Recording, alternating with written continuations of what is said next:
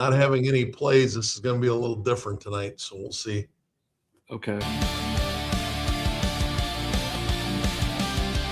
Cards raw to graded, turning bucks into gold. PSA on the rise, watch the stories unfold. From the commons to the legends, we see it all clear. Shocks and Bodini, we're pioneers here. Turn your collection into something so grand. Invest with confidence, we'll guide your hand. From rookies to Hall of Famers, we'll analyze every play. In this bustling marketplace, we'll show you the way. Cardboard rock stars, making dreams come alive. Buying, flipping, turning profits, yeah, we thrive. No subscriptions and fees, just the sheer delight. Tune in to our show and get your game right.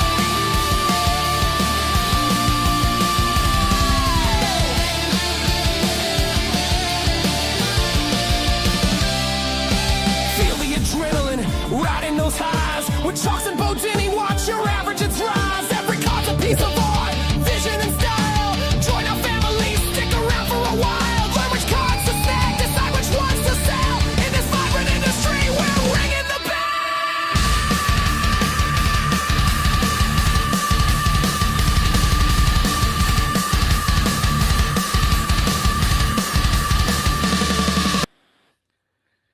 All right. Well, that was intense, huh? Hey, Yeah. Joel, welcome in. Hey, Terry, welcome in. Reminds me when I was a teenager out at the amphitheater. Yeah, for those of you listening and watching, loyal listeners, our song is about 7 minutes long. Our entry song, we just usually play like the first minute. So today I started it where we normally leave off. Thought we'd finish out the 2025 with a little bit heavier Yeah. theme song there. We got the guitar solo in. Yeah, we got the screaming and the guitar solo. So anyways, kind of a surprise pop-up. We didn't advertise or let anybody know we were doing this. We just decided that we would do it. And normally we've been at noon on Wednesdays. And here we are at 6 o'clock on New Year's Eve, deciding to do a year in review. If you saw the thumbnail on YouTube, it's year in review as well as PSA hates you. That is the clickbait title. So I think what we're going to start with is we're going to start with me talking about PSA and why they hate us. So I've got a little something here prepared to show why, to prove why PSA hates us. And when I say hates us, I mean, I'm talking about trading card collectors is what I'm talking about, not TCG. They love TCG people. They hate us. And here's why. So little story. We're going to roll this back. We're going to flash back to a year or so ago. So coming into 2025, life was good. Grading was good. PSA was having turnarounds at 30 to 45 days. Making money was easy because PSA was you could do your turns rapid. At the beginning of the year, I talked about speed kills and how my theory going into 2025 was going to be rapid pace, and told everybody how they were going to make more money if they could turn stuff faster. And then PSA kicked us all square in the nuts. So in December of 2024, PSA had $18.99 for bulk orders for trading cards and $14.99 for TCG. In January of last year, or of this year, 2025, they decided that they were going to give us a little hike, and they spiked bulk, if you remember, from $18.99 to $19.99 on trading cards, and they took TCG from $14.99 to $16.99. So they bumped it $2 and only trading cards $1, and that made sense because if you look at this, it was about a 50-50 split. PSA was grading about $1.2 million 1, 2, 1, 3, right around there every month for cards. And it was split 620,000 to 600,000 trading cards to TCG cards. Now let's fast forward a little bit later in the year. They start getting backed up, right? By spring, no longer are the orders coming back in 4 to 6 weeks. Now it's taking 6 to 8 weeks, but it's still not bad. GameStop orders are still taking 4 weeks. We had a little trick we talked about that if you put a higher grade level in the same submission, that they open the box up and your other orders go faster. And I was still averaging about 8-week turnaround times all the way through to this fall. So fast forward to fall, and PSA says, we hate you even more, you rotten sports card people. And I'm going to show you why. So we're going to remove this, and now we're going to show you a couple of series here. So if I go and I share my screen now, window. All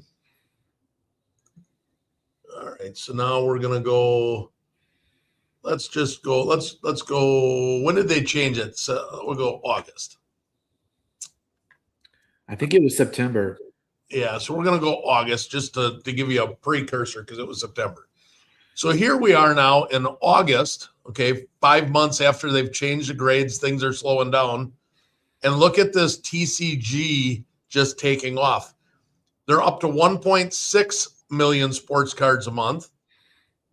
Notice the sports cards have stayed pretty consistent. I can pull up month after month. Most of you have seen this if you watched our channel. We've talked about gem rates every month. Sports cards were pretty consistent over the year, right between 600 and 660 is one of the higher months. I think 680 was the highest month. 600,000 to 700,000 sports cards on any given month. TCG started the year at 600,000, and they steadily grew and grew and grew in this phenomenon that was Pokemon. It just exploded, right? So here we are now in August, right before they kick us sports card guys even more in the nuts. And they're like, oh, well, this makes a lot of sense. So TCG is 1 million cards. PSA is 600. We're backlogged now. We're taking 10 to 12 weeks instead of 6 to 8 weeks. We're double the time it was taking that in the spring or in January last winter. We're now twice the turnaround times. From 4 to 6 weeks, we're now 8 to 12 weeks turnaround times. And it's because of TCG. Sports cards holding pretty steady. TCG is up about 500,000 cards a month. So what does PSA do to thank us sports card guys that have made PSA what they are today? We have supported them for 20 years. We've made them the top company in the world because of what we do and how we promote them. How do they thank the sports card people of the world? They say, open wider, we're now kicking you in the balls with a steel-toed shoe. Okay? Thank you very much, PSA. We're going to slow your turnaround times down even more. And for thank you for playing, we're going to raise your bulk grading from $19.99 to $21.99. We're going to charge you $2 a card more. And we're going to make your turnaround times now 95 business days. So at the beginning of the year, we were getting our cards back in a month and a half. Now they're going to charge us $3 a card more than they were a year ago. And they're going to slow us down to a 5-month turnaround. But wait, they didn't do this for the Pokemon and the stupid trading card games. No, the TCG games, what do they do for them? They leave the bulk where it's at. They didn't raise them. They're at $18.99 a card. So now let's fast forward. Thank you, PSA. Let's get rid of this, and we're going to bring up. There's no specials either. I know you're probably going to talk about No, that. there's no specials because they don't care about us. Yeah. They do not care about trading card people, and I'm proving it in this video. So now we're going to go and we're going to look at November's numbers, okay? So here we are looking at November's numbers. We're at 1.5 million and 600,000. So they're up to 1.7 million cards a month. And how do they do it? What do they thank us? They leave TCG alone. They've got a backlog problem. They're talking about they don't know how to get it back down to 6 to 8 weeks. Ryan Hoge says their goal is 60 days or less. That's their goal, right? Well, you can't be that stupid, Ryan Hoge and PSA. Freaking listen to my channel and I can fix all your damn problems. Here's what you do. Take the people that are sending in twice as many damn cards and raise their freaking prices.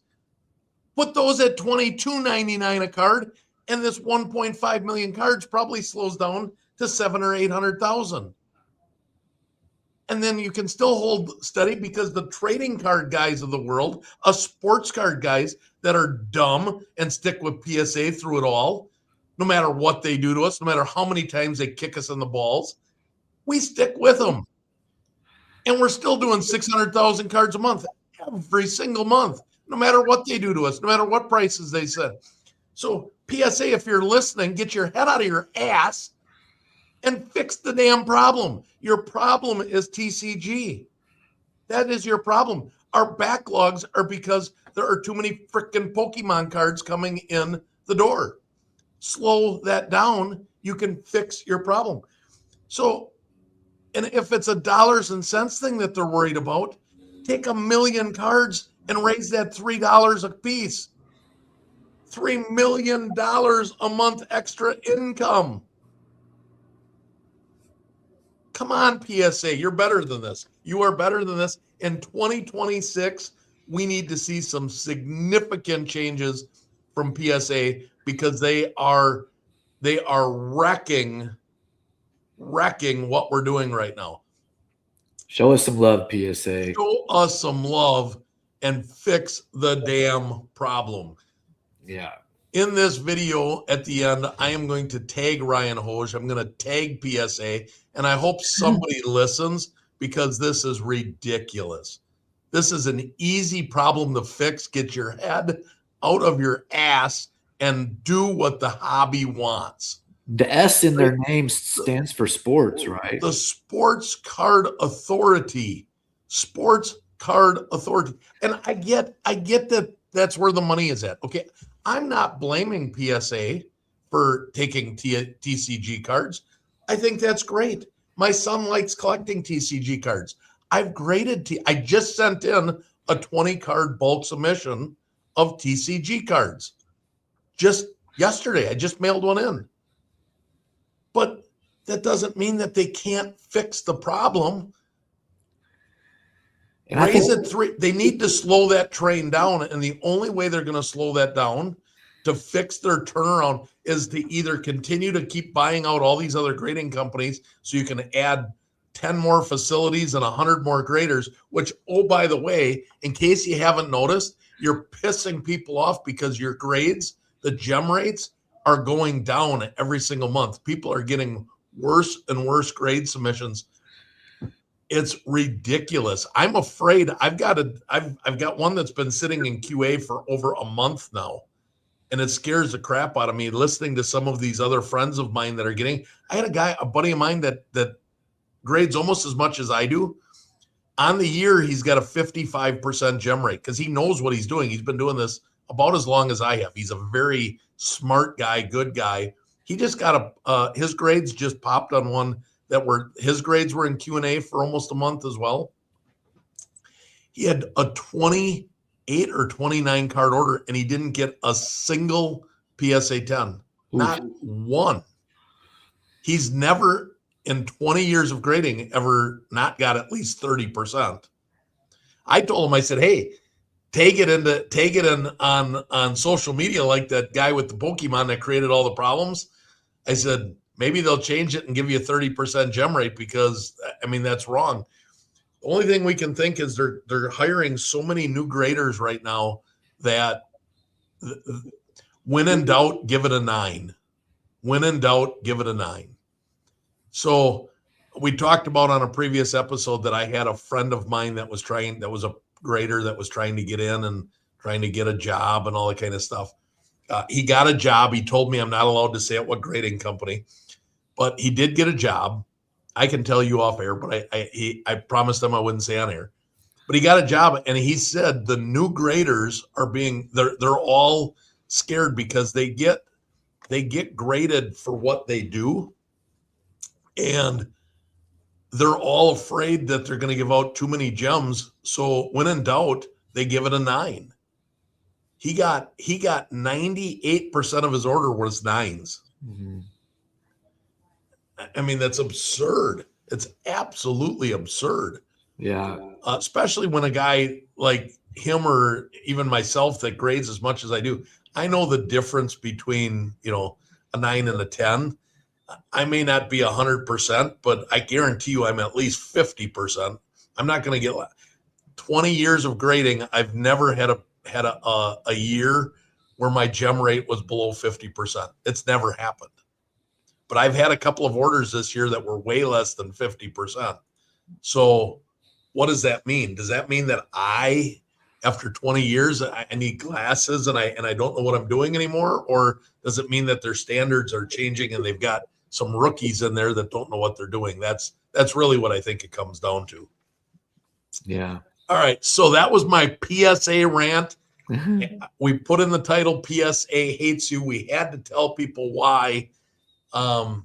So if you're still with us, Bo and I are going to talk about our best and worst plays of the year. I've got my best and worst plays from using PWCC, buying already graded, putting them in the vault and flipping. I've got my best and worst plays in terms of multi-card plays. I've got my best single card grade and flip, my worst card grade and flip.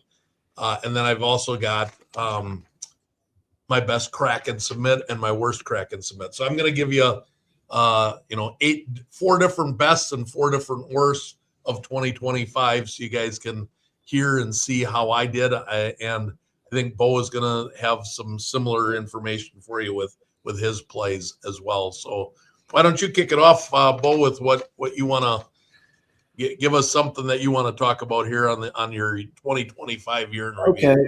I would say that the first half of the year, I did really well with Tops Now stuff, especially like all the different Cooper flags that were coming out. Yeah. It was just getting 85, 90% 10s and then profiting on every freaking one of them. And that worked really well the first half of the year. And then for the fall, it's not really been so hot. Like my resolution for next year is to not be so quick to buy Tops Now stuff, because I've bought like a lot of quarterbacks, like you've heard me complain about Lenora Sellers and Bryce Underwood. Now all my Mendozas sold great. I made a bunch of money off of the Mendozas. I've got more coming in, but he's really the only one for the fall. So that's kind of started out being really good, and then it kind of died down. I don't know if people are losing interest in those cards, or, I feel like I need to be more patient and just wait for the Bowman Chrome, get the first autos, maybe play with the Tops Now a little bit, but I think a lot of it, I get, here's this guy, it's his first card, I'm going to go buy 20 of them. But by the time you get them and you get them graded, like Lenore Sellers, what did South Carolina win? Like 3 games the whole year? They got this guy that's supposed to be one of the top prospects in the country, and the team just sucks. I was kind of sad that he didn't enter the transfer portal. I thought he would, after losing so many games. So that was my main thing there. Another thing that I was really happy about was, and this is sort of PSA related, is when I was at the National, I met you at the National in Chicago. The last day in there, I brought like 85% of my purchases I submitted for grading there on site. And I don't know if those boxes get marked, but I had like tens coming out the yin yang. I was like really, really good stuff, like a numbered to 50 Angel Reese Bowman First Auto that I got a sweet deal on it. It got a 10. I got this numbered to 5 Sarah Strong Auto that got a 10. I mean, it was just almost all my big stuff was a 10. That was the best grading submission that I've had all year. And so I'm like thinking, okay, this summer when I go to the National, I'm going to do that again. I'm going to drop off everything before I leave. Maybe it goes to a certain place in California where everybody's happy. I don't know, you know? Well, so the Nash typically so a lot of my buddies that have been in this a long time, they tell me that they have had similar instances with the Nash stuff at grading at the National. My problem is I don't ever have the patience to stand in line to turn stuff in it at the National. Those lines are always so long that I've never done it. But a lot of my buddies that have done it have said the same thing, that where their grades are 20% higher gem rate on stuff submitted at the National or even at card shows in general. And their theory behind that is that at these Nationals, they're taking their top graders. So it's the experienced graders that know what they're doing versus these young kids that they're spending 8 weeks or 6 weeks or a few hours in a lab learning how to do it. And then here, go grade some cards, kid. Well, these are the ones that I submitted were, I didn't get them back for 3 months. No, you get them back shipped in the same time, but they generally go back, and because they're in boxes labeled National, the theory is that they get the more experienced graders. I don't know if that's true or false, but that's what a lot of the guys feel, and that's the general consensus amongst us old card guys. Yeah, that have been doing it for years and years. I just never have had the time. I don't have the patience. However, I do plan on getting a hotel room for 2 nights and attending 3 days. I did get a VIP pass for myself. And then I got a couple of general admissions for my kids for one of the days this year. So we'll see. Maybe if I stay overnight, I'll have more time to go stand in a PSA line and submit. I'd really like to get some of my Mickey Mantle and my Sandy Koufax rookie cards and some of the stuff that I'm just afraid to put in the mail. I'm considering this year bringing them with me and paying the extra fee and just getting them done at the show, so I get them back while I'm at the show. That's what I did when I had my 1915 Ty Cobb graded. There was a show in Vegas where they were doing on-site grading, and they were basically flying everything back to California from Vegas and then flying it back with the grades and stuff. They weren't doing it actually there. I don't know. In Chicago, I don't know how they do that. But. Yeah, I don't either, but I'm just nervous with the cards I inherited from my dad. There's some could be pretty big dollar stuff. I'm sure that with today's grading standards, 30 years ago, if we'd have got them graded, they probably would have been 7s and 8s. And now today they'll get 4s and 5s because they're so much harder and different grades. But I went in on Sunday, right when they opened, and went straight to the line. And I think it took me 25 minutes to be done. So it wasn't that bad, but I think there's other times when it could be hours. All right. So we'll go back and forth if you've got some other things you want to talk about, but I'm going to talk about now my good and my bad and my, from PWCC. So I buy every Sunday. I actually buy on the Buy It Now marketplace as well, but I watch the Sunday auctions, and I've had pretty good success with that in 2025. So a couple of good flips that I had there. I bought a Harry Ford Bowman Chrome First Auto Base PSA 10. I bought it for $120 on February 22nd. Sold it in June, on June 28th for $245. So a nice, double up for holding a card for 6 months. Went right to the vault. I'd never had the card in hand. So no sales tax, no shipping. So that was really nice.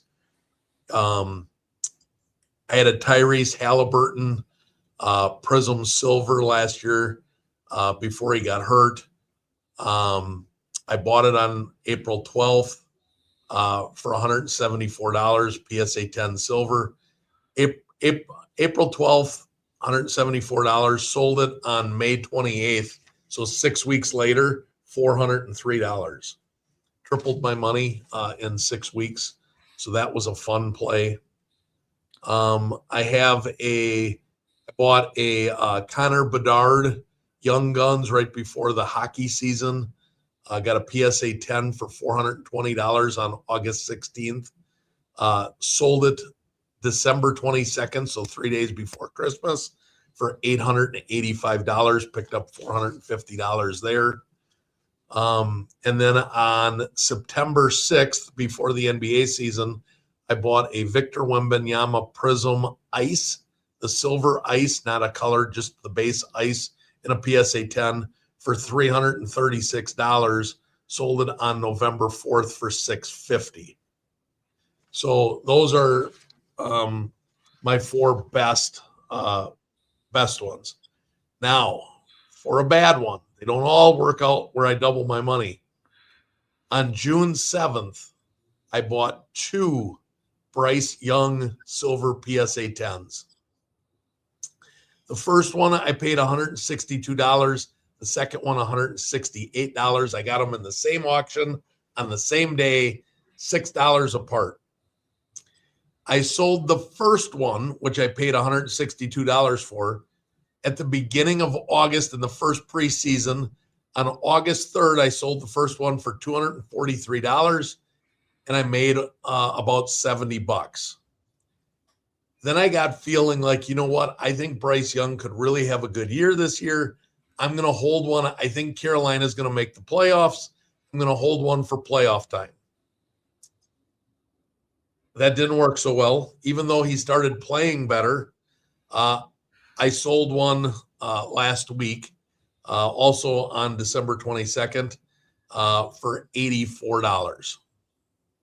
So I lost $84. Yeah. Had I sold them both in the beginning of August, I'd have picked up $150. Instead, I tried to get cute and hold for the playoffs, and I lost $84. So that is a lesson for everybody that when you have profit, take the profit, unless you're okay with it. You know, it didn't make or break me. Losing $80, it didn't really matter. For 2025, I haven't finalized all the numbers, but my profits for 2025 flipping cards is going to be just shy of 30 grand. So about $2,500 a month. I made flipping sports cards. So I'm doing okay. Don't feel bad for me for losing $80 on a Bryce Young card, but those are just some PWCC plays I wanted to talk about that were 2025 plays. Nice. What else you got? I'm trying to think of anything. I can't really off the top of my head. Okay. Yeah. I have a question for you towards the end of the show that I want to ask you. All right. So my best multi-card play of 2025. So I'm a big, if you've been following me for a few years, I came up with the idea of buying in bulk and submitting in bulk. So I used to do my plays where they were 20 card plays of the same card. And I've kind of evolved away from that a little bit, but I still try to buy the card in bulk once in a while if there's a good play. So on January 8th, I found a card shop on eBay that I've bought from before and had good success with. I bought 12 2018 Topps Fire card number 150 Shohei Ohtani in raw condition. Because I bought 12 of them, I got them shipped to me. With shipping, they averaged $45 a piece getting them to me. I spent, it was $19.99 a piece to grade them because I did a bulk grade. And on average, shipping there and back was about $4 a piece. So I had $69 in each card. I got 6 PSA 10s, 4 PSA 9s, 2 PSA 8s. The 2 PSA 8s averaged $75 a piece. The 4 PSA 9s averaged $145 a piece. And the 6 PSA 10s, I averaged $600 a piece. So when you add all that up and you take out, because they all sold on eBay, you take out the 15% eBay fees, or 14 and a half. I think I'm 13 and a half because of my subscription, whatever. I use 15%. That's $4,330. And I had $828 invested when you figure $69 a piece. So my net profit for those 12 cards was $3,680. Nice. So that was my best play where I did multiples of the same card. My worst multi-card play was I bought on let's see here. So I bought these on May 11th. I bought 10, and I bought them all from different. I didn't buy 10 all at once. I bought them from. I couldn't buy a lot. I couldn't find them in a multi-card lot, so I bought 10 from 10 different people just for clarification. 2024 Don Russ, the rookies, Jaden Daniels cards. Some of those two. So I bought 10 of them. The play looked really good on paper. I even suggested it to all of you. I know one of the listeners that follows me, his play turned out really, really well. I wasn't as lucky, but he bought his cards in person at a card show versus on eBay. I ended up with 4 PSA 10s, 4 PSA 9s, 2 PSA 8s. Not the worst, not the best, a 40% gem rate. But here's how this breaks down, and this is where it gets ugly. This was the ugliest play of the year for me. So on average with shipping, they cost me on average $17 to get the card. $20 at PSA to grade it, $4 to ship it there and back. So on average, I had $41 per card in the cards. So with 10 cards, that's $410 is what I had tied up in these 10 cards. Jaden Daniels didn't take off this year the way that I hoped he would. The PSA 10s, average price, $50. The PSA 9s, average price, $18.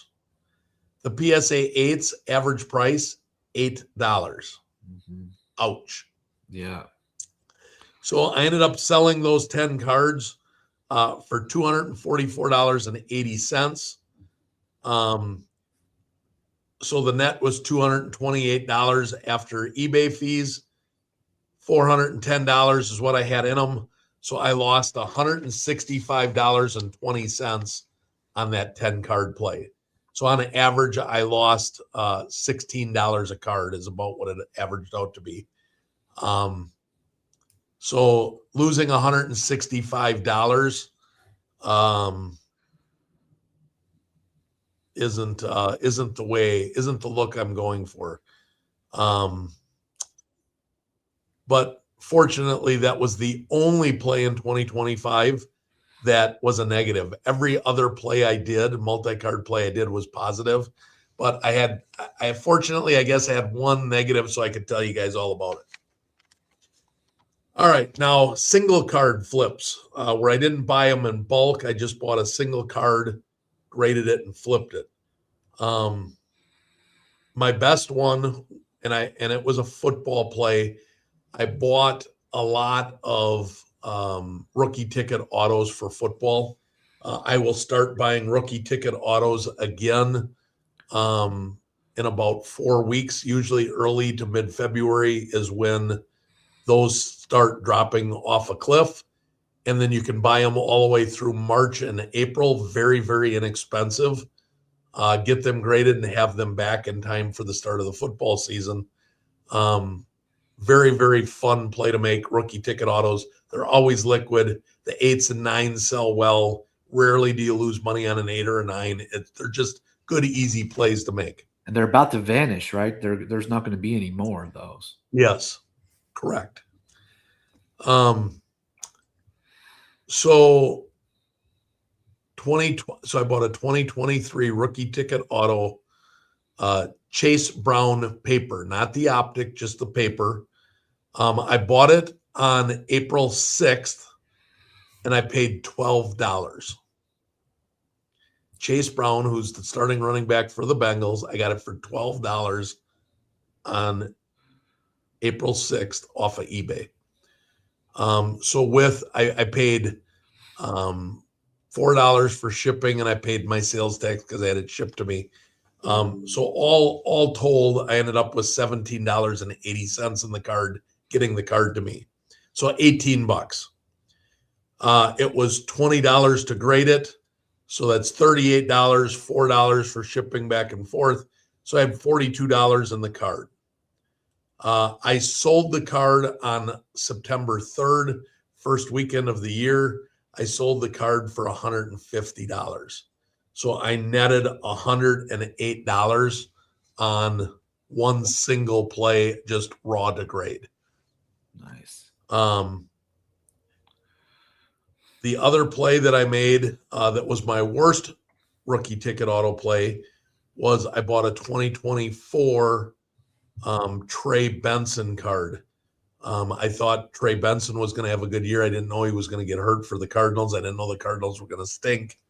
But I bought the card for $11. That was shipped with, I got it for $1. You know, it was the eBay standard envelope shipping. It was $11 shipped with tax. So then you add $24 for grading and shipping. So I had $35 in the card with grading. It got a PSA 8. Wah, wah, wah. And I sold the card for $25. So I ended up losing $11. That was my worst raw to grade loss for the year. Now, my best overall play for the entire year was in June. I was telling people to buy Silver Prism Victor Wembanyama PSA 10s. I ended up buying 4 of them. I paid on average $700 a piece for them. I bought them in June and July. So I had $2,800 invested in those 4 cards. I sold them. The average selling price was $1,700. So I sold them in October. So I made after taxes and fees, I made $3,200 on 4 cards. Nice. So that was my best overall play of anything that I did throughout the course of the year. Those were all eBay buys. My worst play of the year turns out to be Emmanuel Quickly, and I have a soft spot for University of Kentucky Wildcats. You know that. And I knew that he didn't have any selling markers, but I couldn't help myself. I bought 2 rookie ticket autos, PSA 10s. I paid $68 and I paid $62. 2 different sellers got them to me. One went directly into my PC because I didn't care what it was. The other one I planned on flipping at the beginning of the year. I thought it would bring $100. I put it on auction, 7-day auction, and it sold for $55. So after fees, I ended up losing $19 on that. So that was my worst play. So my worst total play was I lost $165 on the Jaden Daniels rookies.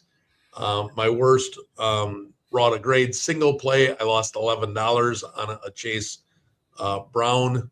On a Trey Benson.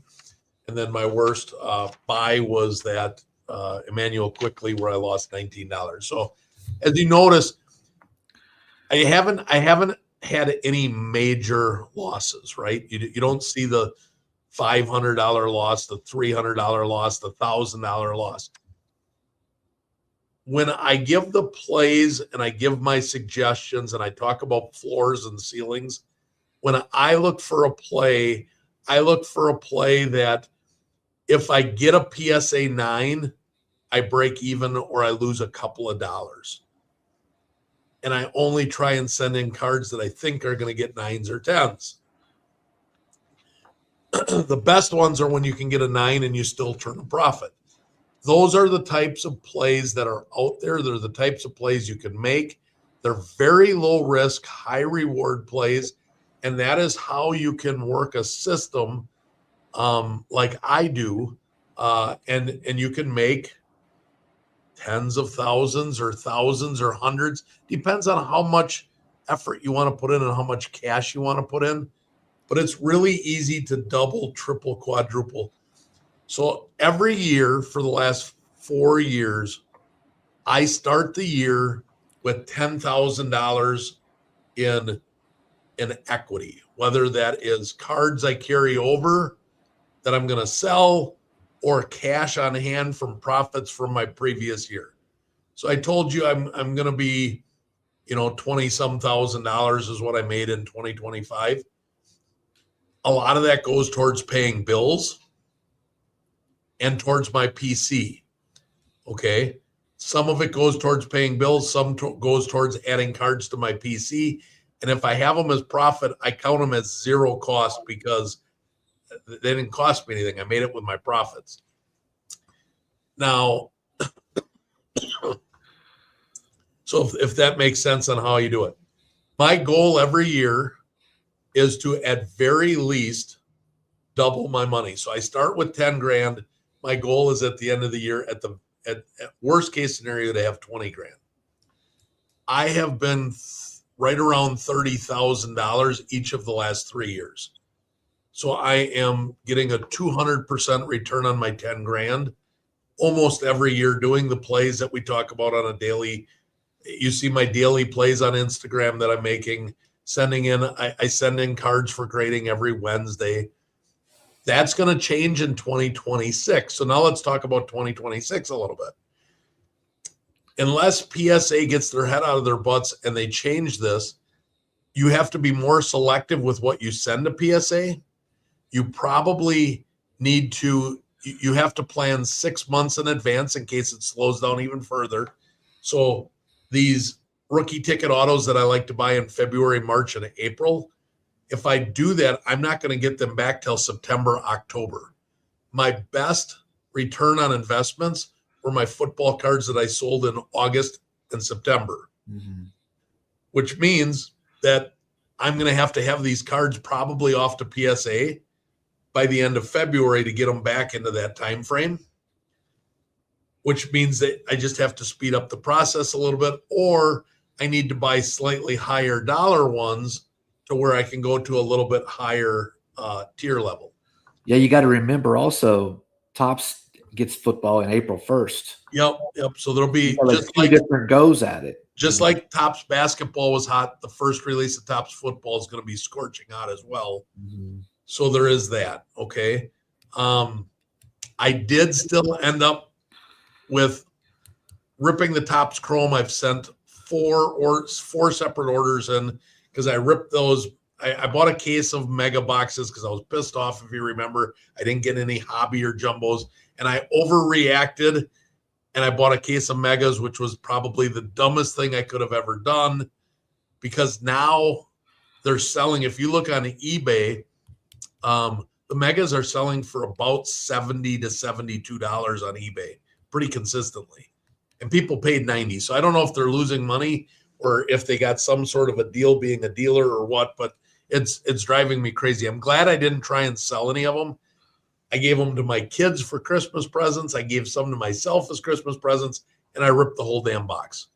I ripped 6 boxes out of the 20 before Christmas, and out of there, I came up with 7 cards, sent them in, 3 cards at the super fast level, 4 cards at the kind of fast level. I should get them all back within 30 days. It was the 20-day and 30-day PSA turnaround times.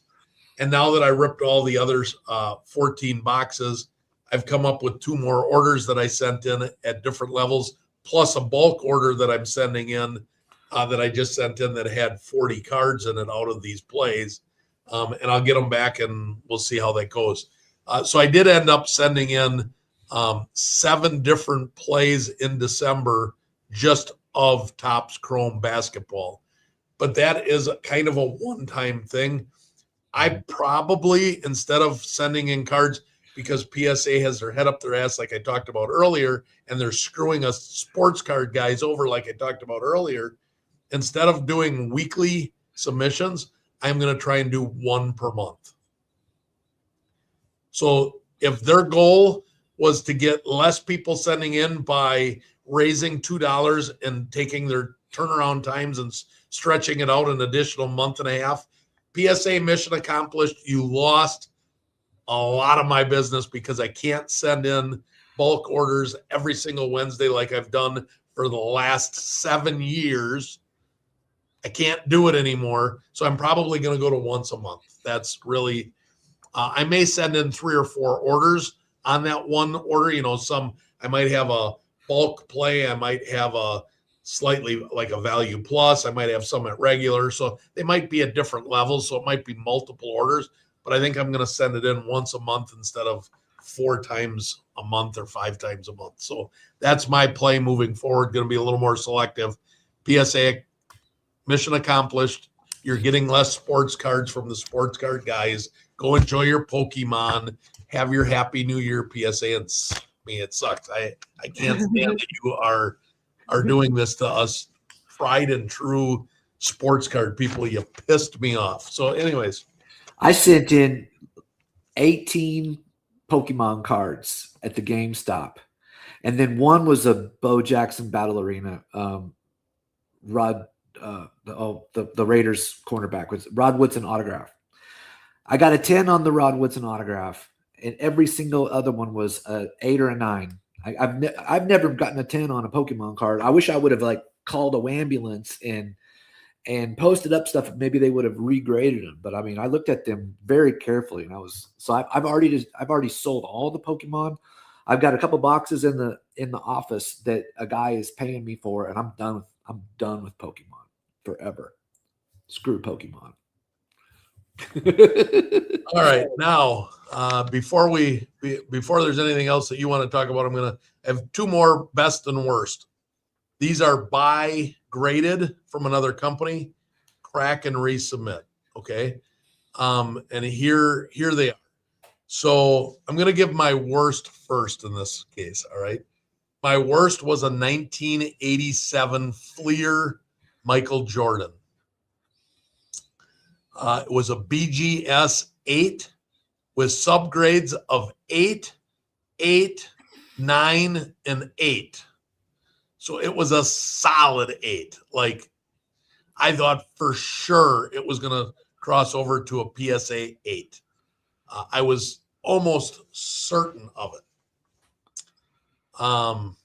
It did not. So I bought it on March 11th for $384 shipped to me. I sent it in with a couple of other cards. So I cracked it, sent it in a bulk order. So it was $20 for grading. It ended up costing me about $6 for shipping it there and back. So I had $410 in the card.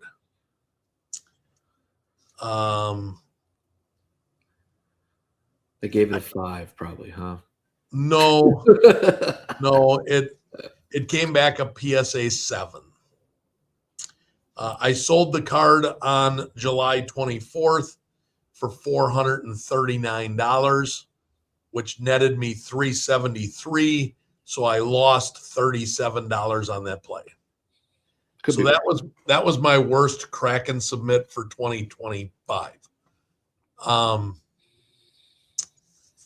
My best crack and submit for 2025 was I went back to the well, and I've done this now 4 times in the last 2 years.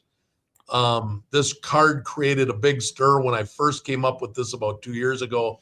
Lots of content. People were talking about it because of the money that you could make with the crossovers and so on. It's the 1979 OPG Wayne Gretzky rookie card. I remember that. I bought it. So this was the 4th time doing this crack and submit. I bought, it was an SGC4. I bought it on March 27th for $804. I sent it into PSA at the $59 level. So with shipping and taxes and grading, it cost me about $80. So I had $884 in this card.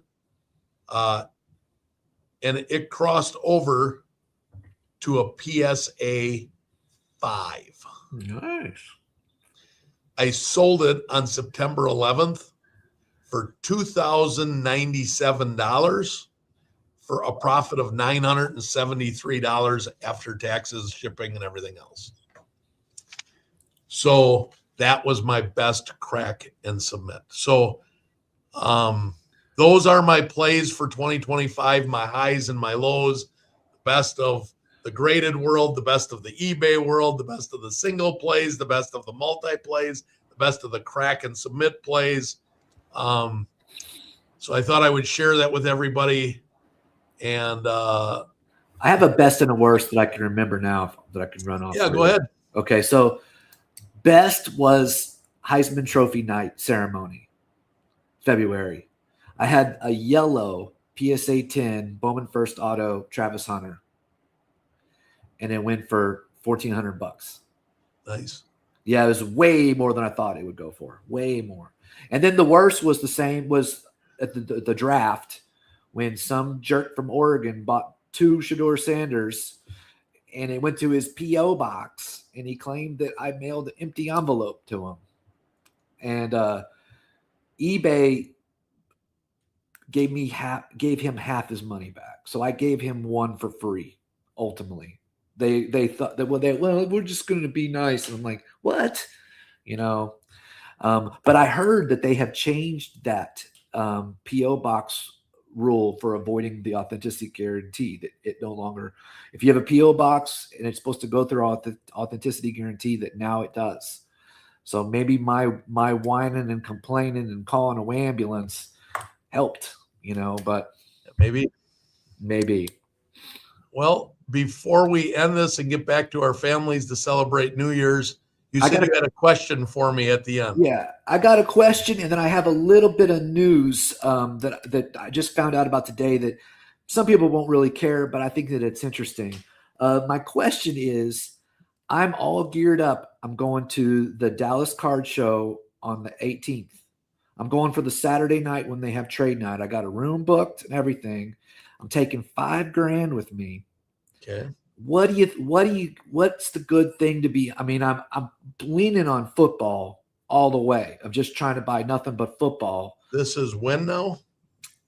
2 weeks. Or the 18th of January. Okay. So you're asking me what the best play is? I mean, am I right in mainly hunting for football stuff? Yeah, I would look, if you're at the show, I would look heavily at Bowman U basketball and football first autos. I would also, this might shock a few people, and I might get a backlash saying that I'm how wrong I am.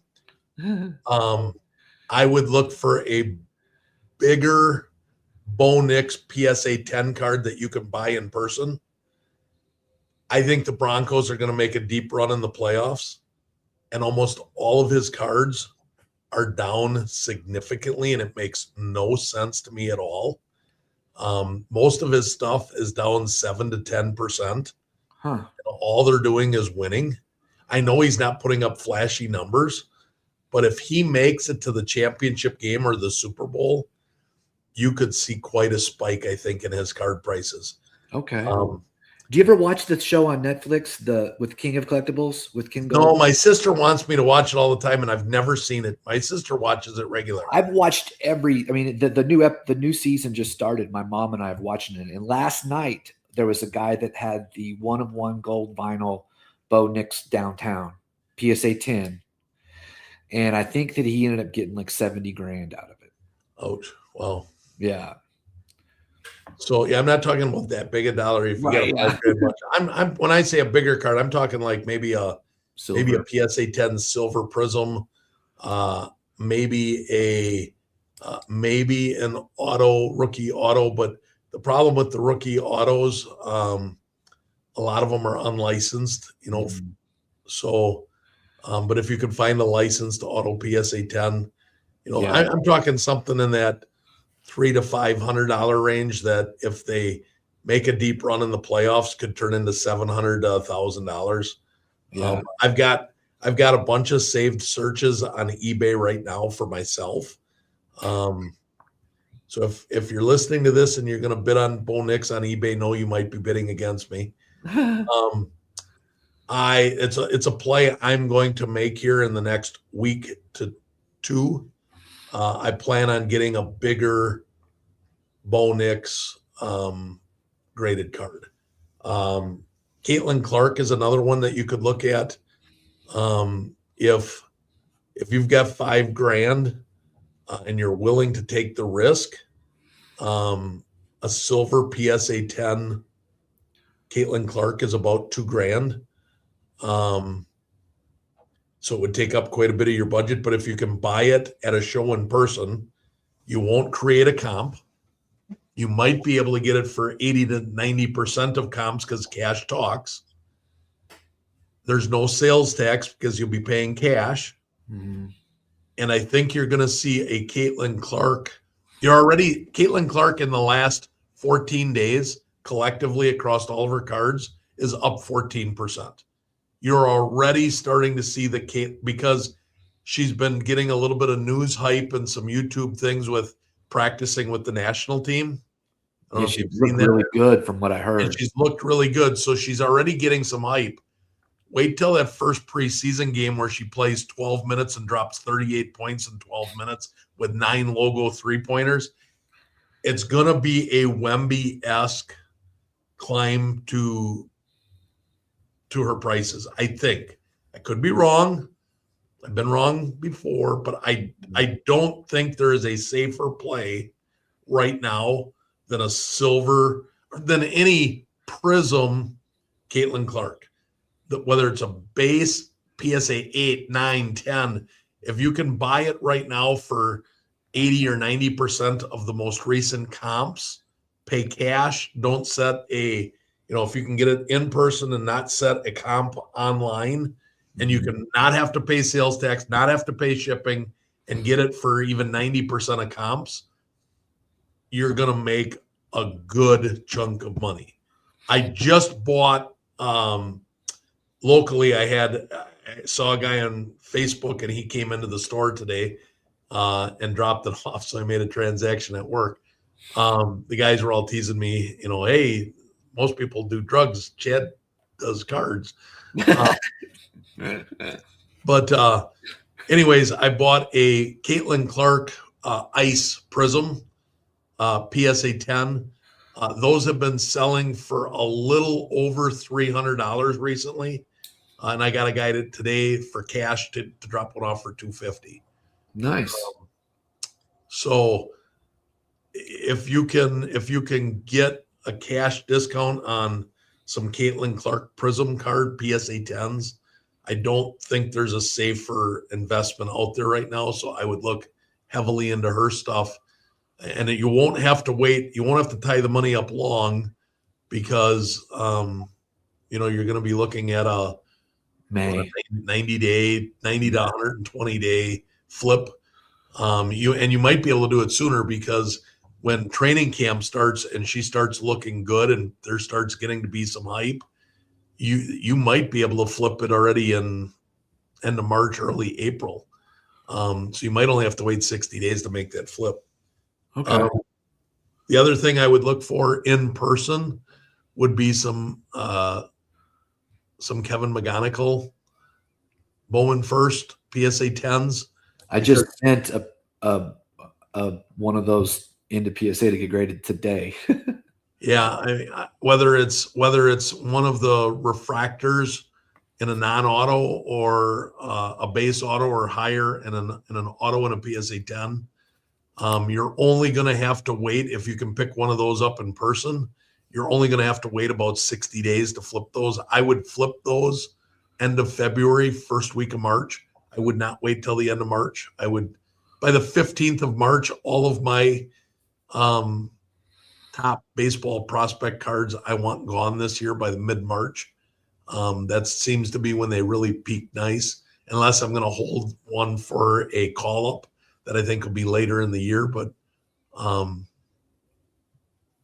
yeah, those are, you could look at a couple of the top baseball prospects as well. If you could find an in-person already graded, 90%, no comp, no sales tax, no shipping. Yeah. Okay. But Bowman, I would look really heavy into the Bowman Chrome University autos. If you can Like get Mendoza and stuff like that. Yeah, I mean any of the Cardinal Tate. I mean, I really like the prices right now of Dante Moore. I think he's probably going to be a top 5 pick. He's probably first or second, I think. I've seen some say that he could surprise everybody and be the number 1 pick. I've seen him as low as 5 or 6, depending upon if somebody trades up or trades down, or you don't know. Hey, there we go, just like old times. But his prices versus Mendoza's prices, to me, Moore makes a lot more sense. I just missed out on Sunday. I was bidding on a green first auto of his number to 99 on a PSA 10. And I missed out on it. I felt like I probably should have gone a little bit more. I tried to snipe it at $200. It sold for $201. There had not been a sale in the last 12 months of that card because nobody's really talking about or transacting him right now. So there wasn't really any recent comps. And I think that's why it went pretty reasonable. But I really like, when I look at the prices of the top 2 quarterbacks, which I think are Moore and Mendoza, I'm leaning more towards picking up Moore than Mendoza because he's about half the price. I think that Alabama's going to beat Indiana in a couple days. They might. Yeah. So that might hurt Mendoza's prices a little bit too. Yeah. But anyways, that's what I would look at. That's what I would try and spend some money on. Okay, here's a little bit of news that we can have in closing. This, like I said, some people won't care about this, but I'm a big NWSL fan, which is the American Women's Soccer League here. The Kansas City Current's my favorite team, and their striker just moved back to Brazil. But they signed this girl who led I can't remember her name, but she led the league. She led the SEC in scoring. So they signed her. I'm feeling that she's going to be the striker. But anyway, I just saw today, because I've been buying like 2 or 3 hobby boxes from Parkside every year. They're the ones making the NWSL cards.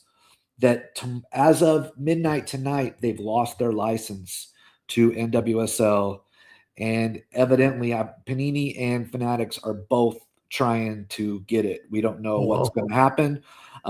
Parkside always had on-card autos. I loved Parkside. Yeah. I mean, and I remember I would go buy one of those boxes at Target and pull a freaking Trinity Rodman rookie. You get the box for like $10, and here's a Trinity Rodman rookie. So I'm kind of butthurt about it, man. But I don't know if there's any play to make with the older Parkside stuff. But they are really cool cards, and they are valuable. I made a lot of money off of them over the years. Yeah. So it'd be kind of interesting to see. They start playing in March. Yeah. I don't know when anything's going to happen, but maybe Panini's going to be the one. They're like, well, we got WNBA. Why don't we get the soccer too? I mean, I don't know, but we'll see. So three more plays for you to watch for if you can find them. One would be a Silver Prism Wembanyama. They have doubled in price since the beginning of the year. However, I don't think they're done climbing. They did take about a $300 dip. I would target that card in person for cash for $1,500 because they're doing about 17. They were up to almost 1,900. I think with the way they're playing right now, it wouldn't surprise me if that card tops $2,000 by playoff time. I have one that I bought for $700 when I sold that Travis Hunter card. Yeah, and I just don't have the heart to sell it. I'll be honest with you. I wish I would have. My son is mad at me because I had 4 of them and I took the profit. I should have taken the profit from 3 and used my normal advice and put 1 in my PC that I would have owned for free. Yeah. And I didn't. And now I do. My best Wembanyama card in my PC is an orange ice and a regular silver ice. I have both of those, but those are like $600 cards. I'm kind of kicking myself a little bit myself because he's not wrong. Yeah. But anyways, so I would look at if you could target around 1,500, I think that would be an incredible cash buy on a Wembanyama. Same goes for Shea. I saw a thing today that because of the NBA rules for missed time for being ineligible for MVP, Joker is going to be ineligible for MVP. Giannis is going to be ineligible for MVP. If Luka misses 7 more days, he's going to be ineligible for MVP. Wemby's got to be close. Wemby is going to be ineligible for MVP. Well, I mean, it looks like I think Wemby has. I didn't on the thing. It made it look like he had to miss a couple more days, but he's probably going to miss a couple more games. So it almost looks like Shea is going to be the 2-time MVP by default because all of his competition isn't going to be qualified. They're not going to be eligible. So I think if he wins back-to-back MVPs in New Orleans and OKC goes deep again, you're going to see the same climb of his cards that you did last year. His silver PSA 10s right now are about 1,400. So I would try and target like 1,250 cash price, 1,250, 1,300 for cash price. But I would look at and see if you could get a cash price on one of his cards. You're going to be down south, so I don't know if not that far from Oklahoma. Yeah, I know. Wow. I don't. You might not be able to find that for Oklahoma. But then the other one is Ant-Man. His silver prism goes nuts every year at playoff time, and then in the off season it drops back. It dropped back down to about 700. Each of the last 2 years during playoff time, it's gotten up to 1,500, 1,600. Right now, it's about $850, $900. So if you could target that card at about $800 cash, that's money in the bank. You might have to wait 4 months, but that's money in the bank at $800 cash for an Ant-Man card. So that hopefully that helps you. Hopefully you can get some of those plays. But yeah, I'll let you know when we get back. Yeah. All right. Well, I don't have anything else. Do you have anything else? Nope. All right, everybody. We'll be back at regular time on Wednesday noon, 2 weeks from today. I wish everybody a happy, healthy new year. Lots of PSA 10s. Learn to flip cards without grading, so you don't need to wait 6 months to get them back. I wish everybody the very best. And as always, if you've got questions, I see I got 3 people messaged me during our show. So they must not be watching me. I'm going to have to scold them for messaging me during a show and not watching me live. But anyways, so as always, feel free to reach out to Bo or I. We'll get back to you right away, answer any questions, give you advice. Or on the flip side, you can give us some advice if there's something that you want to help us make money on. So we're not above getting advice ourselves. So hope everybody has a great time. Bo, it's been a pleasure these last couple months hanging out with you, doing the cardboard rock star thing, and we're gonna break out those binders, dust off the stacks. Let's dive into the hobby. We'll never look back. Knowledge is your power. It's the name of the game. Turn those little cards into a roaring fame. Watch the market thrive as we break it down live. Join us every other Wednesday. Come and vibe. Access to the knowledge, it's a treasure for free. With Chucks and Boats any way of